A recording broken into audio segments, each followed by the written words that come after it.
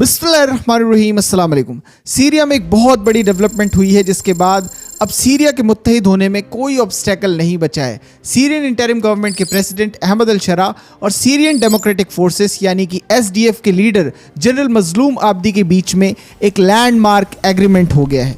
14 points के इस मुआहदे में सीरिया की ऑलमोस्ट सारी प्रॉब्लम्स के सॉल्यूशंस हैं। अगर इन्हें एक एक करके इम्प्लीमेंट किया जाता है तो सीरिया दोबारा से मिडिल ईस्ट की एक डेवलप्ड कंट्री बनेगी। इस एग्रीमेंट को नाम दिया गया है cease fire and full integration agreement, यानी कि सीरिया के अंदर ये जो आखिरी एथनिक मिलिशिया बची है और सरकार की फौज, इनके बीच में अब कोई गोली नहीं चलेगी। पीसफुली सीरिया को दोबारा से जोड़ा जाएगा।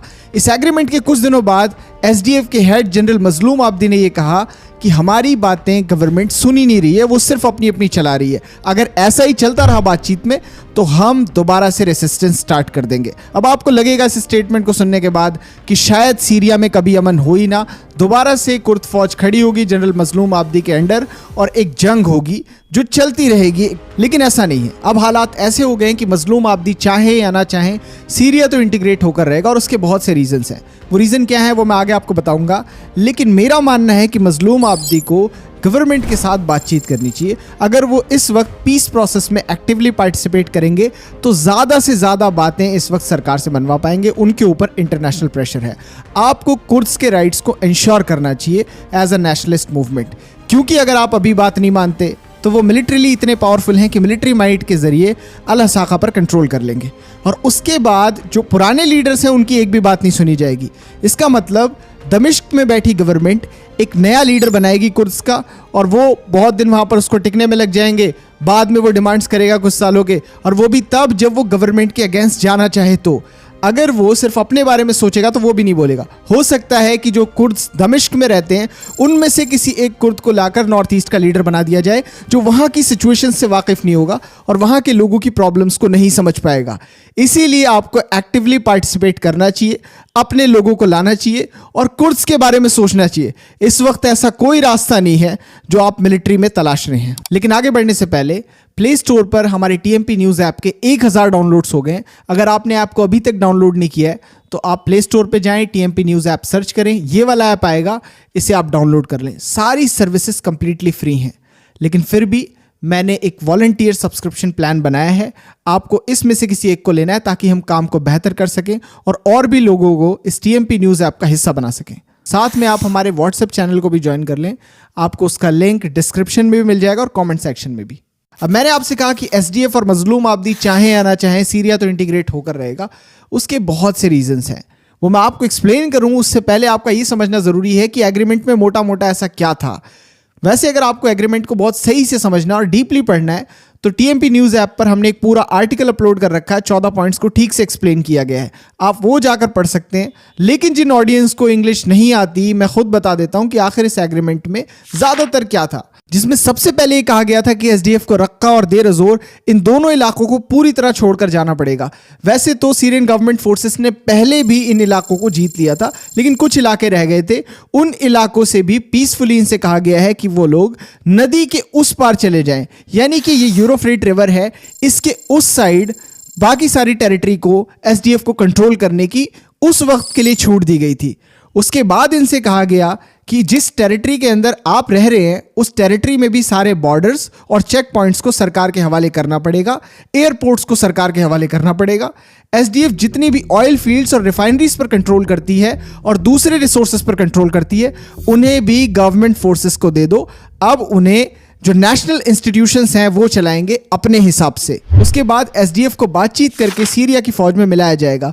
उनके अफसर और फौजियों को नई आर्मी में रखा जाएगा और बड़ी रैंकिंग्स भी दी जाएंगी। लेकिन इसमें एक एक्सेप्शन होगा, वो ये कि जो पुरानी रजीम थी यानी कि बशर अल-असद की रजीम, उस वक्त के किसी पुलिस, ब्यूरोक्रेट या मिलिट्री मैन को नई आर्मी के अंदर नहीं रखा जाएगा। इन लोगों की एक लिस्ट बनाकर एसडीएफ न्यू एडमिनिस्ट्रेशन को देगा ताकि ऐसे लोगों को सरकार और हुकूमत से दूर रखा जा सके, क्योंकि वो नई गवर्नमेंट के लिए खतरा हैं। फिर एसडीएफ धीरे धीरे करके पूरी टेरिटरी को सरकार के हवाले कर देगा। वहां पर गवर्नर अपॉइंट कर दिया जाएगा और नेशनल आर्मी का उस जगह पे कंट्रोल होगा। जितने भी लोग हैं वहां पर जिनके पास हथियार हैं, चाहे वो सिविलियंस हो या फिर एसडीएफ के लोग हों, सबको हथियार डालने पड़ेंगे। सब नेशनल इंस्टीट्यूशंस के अंडर काम करेंगे, खुद कुछ नहीं कर सकते। उसके बाद कुर्द लोगों को इक्वल राइट्स दे दिए गए हैं जैसे किसी अरब को हों। मैंने कहा सीरिया तो इंटीग्रेट होकर रहेगा और उसके मल्टीपल रीजंस हैं। सबसे पहले आप सीरिया का ये मैप देखो, ये कुछ 8-10 दिन पहले का मैप है। इतनी बड़ी टेरिटरी पर एसडीएफ कंट्रोल कर रहा है। एक इलाका ऐन अल अरब का है और दूसरा इलाका ये कंप्लीटली नॉर्थ ईस्ट का है। यहां तक कि ये रिवर के बाहर के भी कुछ इलाकों को कंट्रोल कर रहे थे जो कि वेस्ट में है। लेकिन आज का मैप ये है, बहुत बड़े लेवल पर एसडीएफ ने टेरिटरी को खो दिया है। और वो कैसे? जो फौजी एसडीएफ के लिए लड़ाई करते हैं और टेरिटरी को कंट्रोल करके रखते हैं, वो खुद सीरियन गवर्नमेंट फोर्सेस को पूरी टेरिटरी हैंड ओवर कर देते हैं, क्योंकि उन्हें मालूम है कि जो सीरिया की नई गवर्नमेंट है उसके पास पब्लिक सपोर्ट है, लेजिटिमेसी है, यहां तक कि इंटरनेशनल बैकिंग भी है। एसडीएफ का साथ तो यूनाइटेड स्टेट्स ने छोड़ दिया है, तो अब लड़ने का कोई फायदा नहीं है। इसलिए आप इतनी तेजी से मैप्स को पलटता हुआ देख रहे हैं कि 8-10 दिन पहले मैप ये था और 8-10 दिन बाद मैप ये है। अब बहुत जल्दी ये रिमेनिंग टेरिटरी भी एसडीएफ के कंट्रोल से छूट जाएगी और गवर्नमेंट के पास आ जाएगी।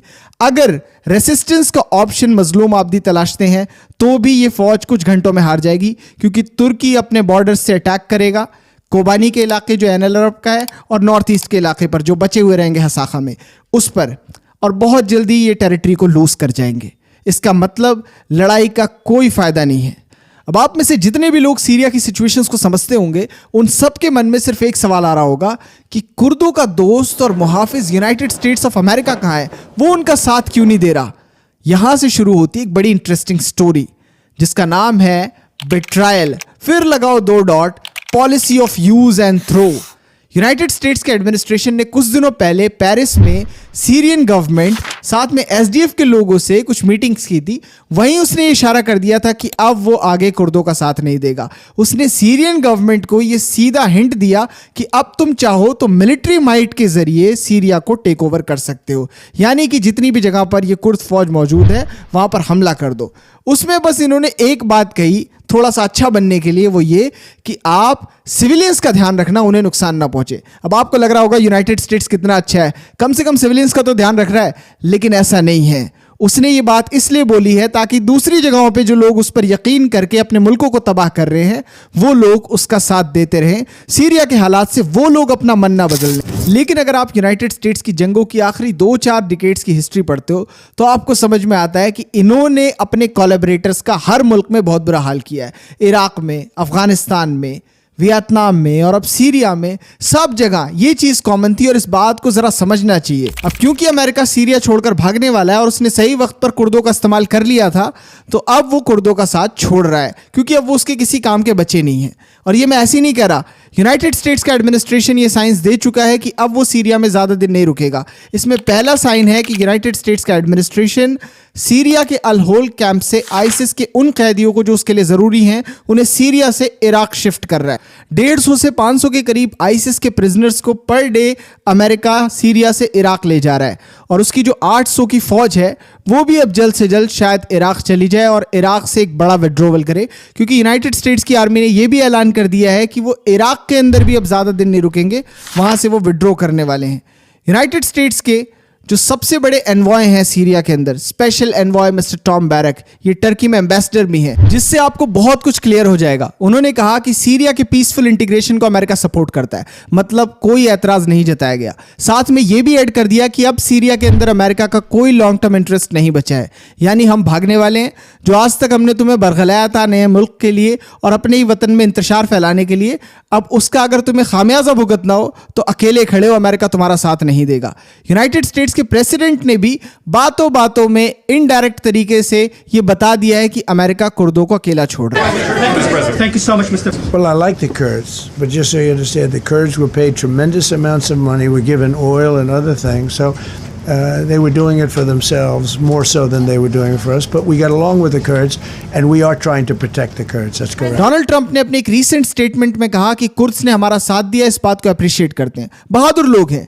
लेकिन अगर उन्होंने हमारा साथ दिया तो कोई फ्री में साथ नहीं दिया, अमेरिका ने उसके बदले उन्हें मोटी रकम, तेल और पैसे दिए हैं। यानी कि अमेरिका का प्रेसिडेंट पल्ला झाड़ रहा है जब वो यहां से भागेगा, उससे पहले ही। अच्छा, अब आप मुझे बताओ कि क्या ये यूज एंड थ्रो नहीं है? जब इन्हें आईसिस से लड़ना था तो कोई नहीं मिला, कुर्द्स से लड़वाया। जब इन्हें सीरिया में इंतशार फैलाना था, कुर्द्स लेकर आए। इन्होंने उन्हें लालच दिया कि पहले तुम आईसिस से लड़ लो, उसके बाद हम सीरिया को तोड़कर फिर आस पड़ोस के इलाके को भी मिलाकर एक कुर्दिस्तान स्टेट बना देंगे, यहाँ इतनी ताकतवर फौज बना देंगे और उसको अमेरिका का ऐसा सपोर्ट दे देंगे कि कुर्दिस्तान एक इनएविटेबल ट्रुथ बन जाएगा। फिर सीरिया के रिसोर्सेज को लूटने के लिए ऑयल फील्ड्स और रिफाइनरीज पर इसने कुर्द फौजों को लगा दिया और आज तक उन रिसोर्सेज को लूट रहा है। इसराइल की हिफाजत तक करवाई इन्होंने कुर्दों से। यूनाइटेड स्टेट्स को जहां जहां फौजियों की जरूरत पड़ती ये कुर्दों को आगे कर देते, लेकिन आज ये उनको छोड़कर भाग रहे हैं। अब इससे बहुत सारे लोगों को समझ जाना चाहिए, क्योंकि मेरा ये मानना है कि अगर यूनाइटेड स्टेट्स को आईसिस से लड़ना था, पहले तो आप आईसिस की हिस्ट्री पढ़ लो। आईसिस को बनाया यूनाइटेड स्टेट्स ने, उसको सींचा यूनाइटेड स्टेट्स ने। फिर जब इसका ही जिन इतना ताकतवर हो गया कि इनके काबू में नहीं रहा, तो इन्होंने कुर्दों को लाकर आगे खड़ा कर दिया कि तुम लड़ो। खुद नहीं लड़े, इसराइलियों को ले आते, वो आकर लड़ते आईसिस से, लेकिन उन्होंने इस्तेमाल किया कुर्दों का। क्यों किया? क्योंकि इसराइलियों की लीडरशिप उतनी बड़ी बेवकूफ़ नहीं है जितनी बड़ी बेवकूफ़ कुर्दिश लीडरशिप है। ये बात अमेरिका को पहले भी पता थी। सीरिया पर अपनी लास्ट वीडियो में मैंने आपसे कहा था कि सीरिया में सही मायने में अमन लाने के लिए वहां पर एथनिक नेशनलिज्म्स के बीच में बैलेंस बनाना बहुत ज़रूरी है, वरना अरब्स और कुर्द्स के बीच में एक खाई बनेगी, टेंशन रहेगी और सीरिया कभी भी एक देश की तरह काम नहीं कर पाएगा। अब सीरिया की गवर्नमेंट ने ऐसे बहुत से स्टेप्स लिए हैं जो सीरिया को बहुत पहले ले लेने चाहिए थे। सीरिया में कुर्द्स की सिटीजनशिप को फिर से रेस्टोर कर दिया गया है। सीरिया के अंदर कुर्दिश लैंग्वेज को रिकॉग्नाइज कर दिया गया है। सीरिया में अब कुर्द कल्चर भी रिकॉग्नाइज्ड हो चुका है। नवरोज को एक ऑफिशियल छुट्टी दी जाएगी। इन सारे राइट्स को देने के बाद सीरिया की गवर्नमेंट ने एक डेडलाइन तय कर दी थी एसडीएफ के लिए कि अब आप जल्द से जल्द नेशनल इंस्टीट्यूशंस और गवर्नमेंट के अंदर मर्ज हो जाओ, ताकि सीरिया को एक बार दोबारा से एक मुल्क बनाया जा सके, यहां पर दो सरकारें ना चले। वैसे तो कुर्द लीडरशिप या एसडीएफ को जल्द से जल्द नेशनल यूनिटी गवर्नमेंट का हिस्सा बन जाना चाहिए, ताकि सीरिया को सही रास्ते पर ले जाया जा सके। पर मुझे लगता है कि सीरिया की गवर्नमेंट को अभी भी कुर्दों की सेफ्टी और सिक्योरिटी को इंश्योर करने के लिए, उनके कल्चर और कस्टम को प्रोटेक्ट करने के लिए बहुत कुछ करना पड़ेगा। मैंने आपको लास्ट टाइम बहुत से पॉइंट्स बताए थे, जिनमें से मोस्टली पॉइंट्स तो पूरे हो चुके हैं, लेकिन एक जायज डिमांड और है, वो ये कि कुर्द मेजॉरिटी एरियाज को ऑटोनॉमस रीजन डिक्लेयर किया जाए। लेकिन सीरिया के नए एडमिनिस्ट्रेशन को सिर्फ यही नहीं रुकना चाहिए, उन्हें सबसे बड़ा स्टेप तो ये लेना होगा कि सीरिया के नाम के अंदर से वो तफरका और फिरका परस्ती हटा दें। वो कैसे? सीरिया की प्राइमरी आइडेंटिटी इस्लाम है, उसे एथनिक नेशनलिज्म के पागलपन में मत ढालो। सीरिया को अपना नाम बदल के सीरियन अरब रिपब्लिक से सीरियन इस्लामिक रिपब्लिक या सीरियन रिपब्लिक कर लेना चाहिए। उससे क्या होगा कि अरब्स और कुर्द्स के बीच में एक सेंस ऑफ यूनिटी बनेगी। किसी अरब को ये नहीं लगेगा कि पूरी की पूरी कंट्री उसकी है, वहाँ कुर्द भी रहता है। उसे बस ये लगना चाहिए कि वो एक मुसलमान देश में रहता है, उसे कोई अरब या कुर्द देश चाहिए ही नहीं। एथनिक नेशनलिज्म्स मुस्लिम कंट्रीज के लिए 21st सेंचुरी में सबसे बड़ा ब्रेन ट्यूमर है, जिसका ऑपरेशन करके उसे निकालना जरूरी है। आप एक बार सोचो, नाम क्या है मुल्क का? रिपब्लिक ऑफ तुर्की, तुर्क मुसलमानों की रिपब्लिक। उसके बाद सीरियन अरब रिपब्लिक, मतलब अरबों की Syrian Republic. Iraqi Arab Republic, मतलब इराक में अरबों की रिपब्लिक। अब 20% कुर्द तुर्की में है, 20% कुर्द इराक में है, 10% कुर्द सीरिया में है।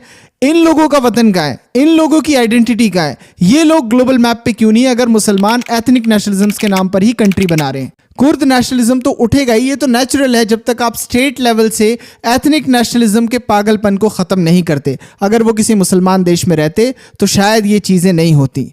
अगर वो इस्लामी जमहूरिया नाथूल में रहते, इस्लामी जमहूरिया इराक में रहते, इस्लामी जमहूरिया सीरिया में रहते, तो ये सिचुएशंस नहीं होती। अब यूनाइटेड स्टेट्स भाग रहा है, सही वक्त है इस बात पर मोहर लगा देने का। और मोहर लगाने के लिए सबसे पहले आपको एथनिक नेशनलिज्म्स के नामों को स्टेट और गवर्नमेंट लेवल से हटाना पड़ेगा। इस एक चीज का इस्तेमाल करके वेस्टर्न पावर्स ने कुर्द मुसलमानों के हाथ तुर्क और अरब मुसलमानों को मरवाया, अरब और तुर्क मुसलमानों के हाथ कुर्द मुसलमानों को मरवाया, और इन लोगों के हाथ नहीं कांपे एक दूसरे को मारते हुए, क्योंकि इनके दिमाग में सिर्फ एथनिक नेशनलिज्म था। अब जब बात एथनिसिटीज की आ गई, तो मैं आपको दो कैरेक्टर्स के बारे में बताऊंगा, जिसे जानने के बाद आपको ये समझ में आ जाएगा कि इस्लाम ने कभी भी एथनिक नेशनलिज्म्स और एथनिक आइडेंटिटी की बात तक नहीं की है। सबसे पहले कैरेक्टर हैं सुल्तान सलाहुद्दीन अल अय्यूबी। सुल्तान सलाहुद्दीन अल अय्यूबी हम सबको मालूम है कि मुसलमानों के अनडिस्प्यूटेड लीडर हैं, जिन्होंने सलेबियों को जंग में हराकर बैतुल मुक़द्दस को वापस हासिल कर लिया था। उसके बाद सदियों तक बैतुल मुक़द्दस मुसलमानों के पास ही रहा, वहाँ पर कोई दूसरी फौज नहीं गई, वहाँ पर इस्लाम का झंडा ही फहराया गया। अब सुल्तान सलाहुद्दीन अल अय्यूबी एक कुर्द थे, लेकिन उसके बावजूद वो कुर्द मुसलमानों के, तुर्क मुसलमानों के, अरब मुसलमानों के, फारसी मुसलमानों के, साउथ एशिया के मुसलमानों के, चीन के मुसलमानों के, यूरोप के मुसलमानों के अनडिस्प्यूटेड लीडर है। हम में से कोई ये कहता है कि नहीं वो एक कुर्द हैं तो सिर्फ कुर्द मुसलमानों के लीडर हैं? नहीं। और हमें जब भी उनकी कहानी सुनाई गई, हमें बस इतना बताया गया कि वो एक मुसलमान बादशाह थे जिनका कंट्रीब्यूशन ये है। कभी आपको उनके एथनिक ग्रुप के बारे में नहीं बताया गया। क्यों नहीं बताया गया? क्योंकि हमारे आलिमों ने और हमारे बुजुर्गों ने ज़रूरी नहीं समझा, और वो ज़रूरी था भी नहीं। दूसरी कहानी है तारिक इब्न ज़ियाद की। हम सब ने बचपन से उनकी स्टोरी सुनी है। हमें यह पता है कि मुसलमानों के एक बहुत बड़े कमांडर, एक सीपे सालार, जब वो स्पेन की कोस्ट पर पहुंचे तो उन्होंने कश्तियां इसलिए जला दी ताकि उनके और उनकी फौज के पास ये ऑप्शन ही ना बचे कि वो वहां से वापस जाने की सोच भी सकें। उन्हें यह पता रहे कि हमें अब या तो लड़ना है या पीछे समुद्र है, वहां भी मौत है, आगे भी मौत है। अब स्पेन को जीतना ही एक लौता चारा बचा है। वो छोटी सी फौज स्पेन या पूरे आइबेरियन पेनिनसुला को जीत लेती है, और उसके बाद आने वाले 700-800 साल स्पेन के ऊपर मुसलमानों की हुकूमत होती है। अब फिर वहीं आते हैं, तारिक इब्न ज़ियाद एक अफ्रीकन गुलाम थे, लेकिन क्या कभी हमारे आलिमों ने, हमारे बुजुर्गों ने स्टोरी सुनाते वक्त आपको ये बातें बताई? उन्होंने बस आपको इतना बताया कि वो मुसलमानों के हीरो थे, वो हमारे लीडर थे, बात खत्म। क्यों नहीं बताया? क्योंकि ज़रूरी नहीं था। सीरिया की नई गवर्नमेंट को माइनॉरिटी राइट्स का भी ध्यान रखना चाहिए कि माइनॉरिटीज़ को फ्रीडम ऑफ रिलीजन हो, कि वो अपने हिसाब से अपने रिलीजन को अपनी कंट्री सीरिया में परफॉर्म कर सकें, ठीक वैसे ही जैसे एक कुर्द मुसलमान या एक अरब मुसलमान करता है, और उन्हीं की तरह उसके पास भी इक्वल राइट्स होने चाहिए।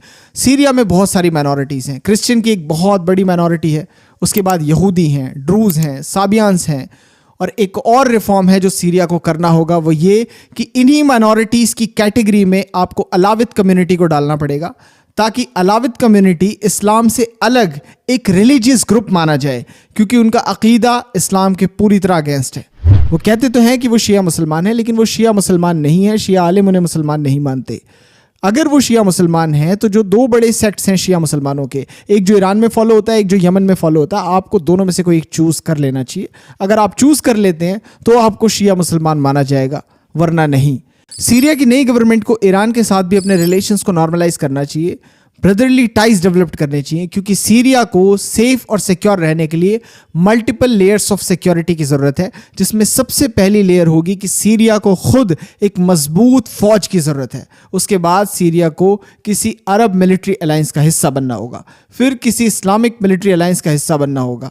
उसके बाद सीरिया को ग्लोबल पावर्स के बीच में एक बैलेंस बनाना पड़ेगा, रशिया, चाइना और यूनाइटेड स्टेट्स के बीच में। फिर इंडिपेंडेंटली उन मुसलमान देशों के साथ भी मिलिट्री टाइज डेवलप करने होंगे जो आज मिलिट्रीली काफ़ी आगे हैं, जैसे पाकिस्तान, ईरान, तुर्की, इंडोनेशिया या फिर मिस्र। इन सारी कंट्रीज़ के साथ बेहतर रिलेशंस। और इसकी शुरुआत सीरिया के नए एडमिनिस्ट्रेशन ने कर दी है। एक तरफ वो अमेरिका के साथ एंगेजमेंट बढ़ा रहे हैं, दूसरी तरफ मिस्टर प्रेसिडेंट अहमद अल शरा मिस्टर पुतिन के साथ 2 मीटिंग्स कर चुके हैं। इसका मतलब वो ग्लोबल पावर्स के बीच में एक बैलेंस बना रहे हैं, और ये सीरिया के लिए बहुत ज़रूरी है। इस वीडियो में बस इतना था। वीडियो को शेयर करें। Thank you so much for joining us.